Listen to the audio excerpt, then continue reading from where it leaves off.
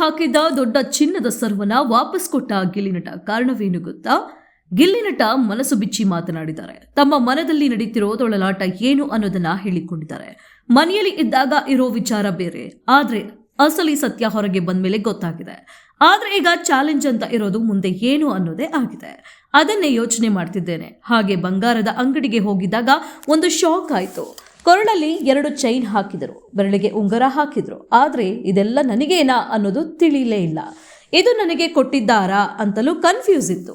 ಹೀಗೆ ಗಿಲ್ಲಿ ನಟ ಹೇಳಿದ್ರು. ಇವರ ಮಾತುಗಳನ್ನ ಇನ್ನಷ್ಟು ವಿವರ ಇಲ್ಲಿದೆ. ಚಿನ್ನದ ಚೈನ್ ನನಗೇನಾ ಅನಿಸ್ತು. ಗಿಲ್ಲಿ ನಟ ಚಿನ್ನದಂಗಡಿಯ ಅನುಭವವನ್ನ ಹಂಚಿಕೊಂಡಿದ್ದಾರೆ. ಶರವಣ ಅವರ ಚಿನ್ನದಂಗಡಿಗೆ ಹೋಗಿದ್ರು. ಆಗಲೇ ಚಿನ್ನದಂಗಡಿಯಲ್ಲಿ ಕಾಲಿಟ್ಟಾಗ ಅಲ್ಲಿ ಕೊರಳಿಗೆ ಚೈನ್ ಹಾಕಿದ್ರು. ಒಂದಲ್ಲ 2 ಚೈನ್ ಹಾಕಿದ್ರು. ಬೆರಳಿಗೆ ಉಂಗುರ ಕೂಡ ಹಾಕಿದ್ರು. ಆದ್ರೆ ಇಷ್ಟು ನನಗೇನ ಕೊಟ್ಟಿರೋದು ಅನಿಸ್ತಾ ಇತ್ತು.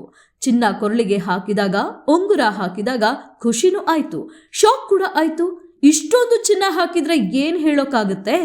ಆದ್ರೆ ಈ ಚಿನ್ನವನ್ನ ವಾಪಸ್ ಕೊಡ್ಬೇಕಾ ಇಲ್ಲ ಇಟ್ಕೊಳ್ಬೇಕಾ ಅನಿಸ್ತಾ ಇತ್ತು. ಕೊನೆಗೆ ನಾನೇ ಕೊಟ್ಟು ಬಂದೆ. ನಿಜಕ್ಕೂ ಇದು ವಿಶೇಷ ಅನುಭವ ಅಂತಲೇ ಗಿಲ್ಲಿ ನಟ ಹೇಳಿಕೊಂಡಿದ್ದಾರೆ.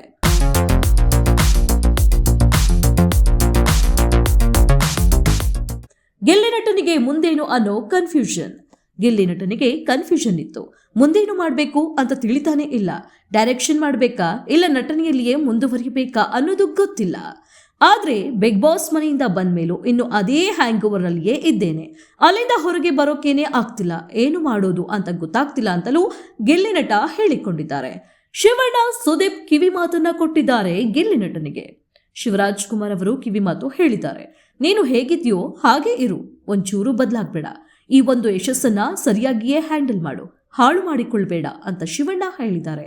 ಅದೇ ರೀತಿನೇ ಸುದೀಪ್ ಅವರು ಕೂಡ ವೇದಿಕೆ ಮೇಲೆಯೇ ಹೇಳಿದ್ರು. ಇನ್ನೇನು ವಿನ್ನರ್ ಘೋಷಣೆ ಆಗಬೇಕು, ಅದಕ್ಕೂ ಮುಂಚೆನೆ ಬ್ರೇಕ್ ಟೈಮ್ ಅಲ್ಲಿ ಸುದೀಪ್ ಅವರು ಹೇಳಿದ್ರು, ರಕ್ಷಿತಾ ಮತ್ತು ಗಿಲ್ಲಿ ನಿಮ್ಮಲ್ಲಿ ಯಾರೇ ಗೆಲ್ಲಲಿ ನೀವು ಅದನ್ನ ತಲೆಗೆ ತೆಗೆದುಕೊಳ್ಬೇಡಿ ಅಂತಲೇ ಹೇಳಿದ್ರು ಅನ್ನೋದನ್ನ ಗಿಲ್ಲಿ ನಟ ಸಂದರ್ಶನದಲ್ಲಿ ಹೇಳಿಕೊಂಡಿದ್ದಾರೆ ಅಂತಲೇ ಹೇಳಬಹುದು.